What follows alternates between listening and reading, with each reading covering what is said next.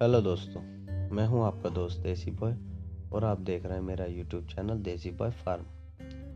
जैसा कि आपने थंबनेल में पढ़ा है कि हम दिल्ली, मुंबई या अन्य बड़े शहरों के जो फार्मर हैं उनसे मुकाबला कैसे करें, उनकी तरह कामयाब कैसे हों।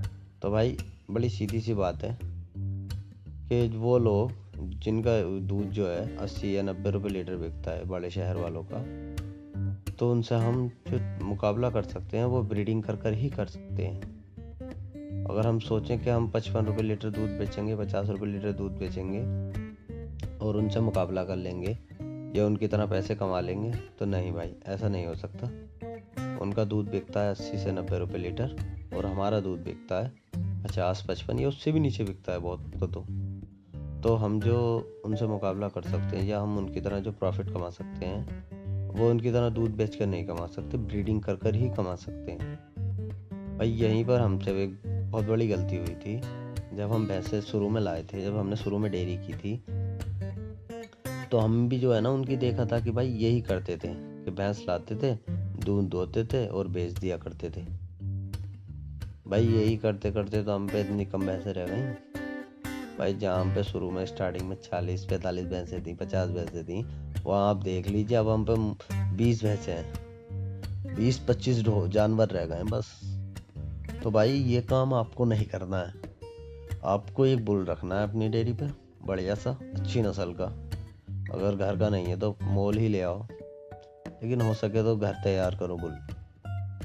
लेकिन चलो, जब तक आप मोल ला सकते हैं उसे लाओ और डेयरी पे रखो और भैंस को या गाय को जल्द से जल्द प्रेग्नेंट कराओ। भाई ये देखो, गायें भी इसकी वजह से भाई नहीं आई हैं। जब वो प्रेग्नेंट नहीं होती तो बेचनी पड़ जाती हैं। भाई गायें तो बिल्कुल फ्री में देनी पड़ती हैं अब लोगों को। तो भाई इनके लिए भी एक सांड रखो और जो भैंसे हैं उनके लिए भी एक बुल रखो। तो भाई अगर हम इन्हें टाइम पे प्रेग्नेंट करा देंगे तो हमें इनको चेंज करना ही क्यों पड़ेगा। यही भैंसें हमारी दूध देंगी। जब ये भैंसें हैं, अब इनमें से 2-3 भैंसें प्रेग्नेंट हो गई और ये दूध दे रही हैं, तो 5-5, 6-6 महीने की, 7-7 महीने की आ जाएंगी 51, और ये दूध देती रहेंगी। फिर बस इनको हमें कितना पालना है, 2 महीने 3 महीने पालना पड़ेगा बस इनको। उसके बाद तो ये खुद भी आ जाएंगी, फिर दोबारा दूध देंगी।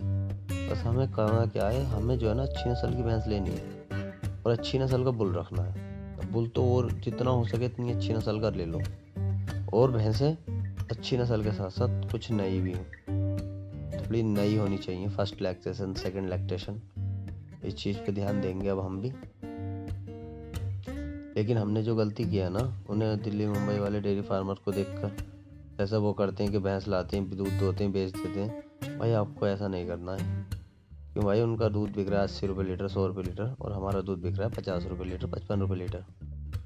उनकी भैंस जहाँ पर एक नॉर्मल 15 लीटर दूध देती है, तो 15 लीटर दूध उनका बैठता है भाई 1200 रुपये का, हमारा बैठता है 750 रुपये का। इसीलिए आपको ये नहीं करना है। आपको एक बुल लाना है अच्छी नस्ल का, और वो बुल ला के और आपको अपनी भैंसों पर जो है ना ब्रीडिंग पे ध्यान देना है।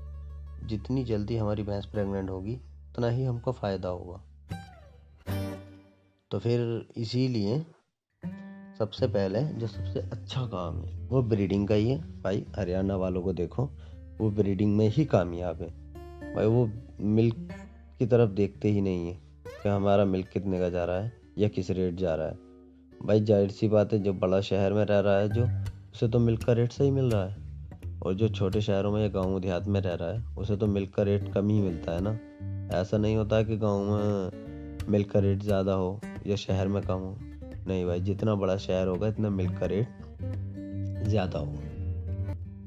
एक तरफ जहाँ बड़े शहर वाले की जो एक भैंस होती है वो अपने पूरे कार्यकाल में 2000 लीटर देती है, तो उसका दूध जो बैठता है वो बैठता है भाई 1,60,000 रुपये का, 80 रुपये लीटर से। और हमारा 50 रुपये लीटर से बैठेगा 2000 लीटर, तो 1,00,000 रुपये का। तो उसमें और हमारे में कितना फ़र्क हो गया, 1,60,000 का बैठा, हमारा 1,00,000 का, तो 60,000 का फ़र्क हो गया। चलो हमारे यहाँ थोड़ा खाना सस्ता है, भैंसों का चारा सस्ता मिल जाता है, तो 10,000 रुपये कॉस्ट का फ़र्क निकाल दो, जब भी उनको 50,000 रुपये हमसे एक्स्ट्रा मिलते हैं। तो यही 50,000 रुपये उनके भैंस बदलने के काम में आ जाते हैं। 50,000 रुपये पड़ते हैं, वो भैंस बदल जाती है उनकी तो भैंस फ्री में बदल गई। लेकिन अगर हम भैंस बदलेंगे तो हमारे जो पैसे पड़ेंगे वो अपने पास से पड़ेंगे। 50,000 की भैंस बेची, 1 लाख रुपए की लाए, तो 50,000 अपने पास से पड़े। उनके फ्री में हो जाता है काम, हमारे अपने पास से पड़ते हैं। तो भाई यही और फ़र्क है हम में और उनमें। तो हमें ये नहीं करना है, हमें जो है ना ब्रीडिंग पे ही ध्यान देना है, तो हम उनसे आगे निकल सकते हैं, वरना हम पीछे ही रहेंगे उनसे। तो हमें करना क्या है, हमें जो है ना भैंस जल्द से जल्द प्रेग्नेंट कराने की सोचनी है। वो कैसे होगी ये देख लीजिए आप। जो है ना डिवॉर्मिंग टाइम पे कीजिए, उन्हें खाने में मिनरल मिक्सचर सब कुछ ठीक से दीजिए, और बुल रखिए। सबसे अच्छी बात तो ये अपने पास एक बढ़िया सांड रखिए, तभी वो भैंसें हीट पर आएंगी और तभी वो प्रेग्नेंट होंगी। अब हम जब से बुल लाए हैं, अच्छी खासी भैंसें प्रेग्नेंट हो गई।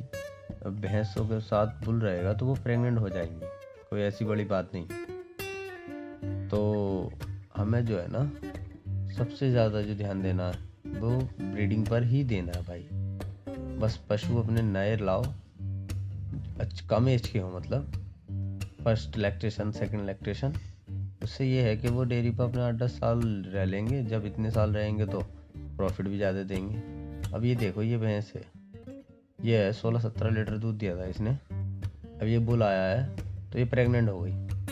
और अगर हम इसको बेचते, अगर वैसे हम इसे बेचते, आकड़ी हो जाती, तो ये कितने की बिकती भाई? इस टाइम मौजूदा समय पर ये 35 से 40 हज़ार रुपये का माल है। और जहाँ ये आई थी 1 लाख रुपए की।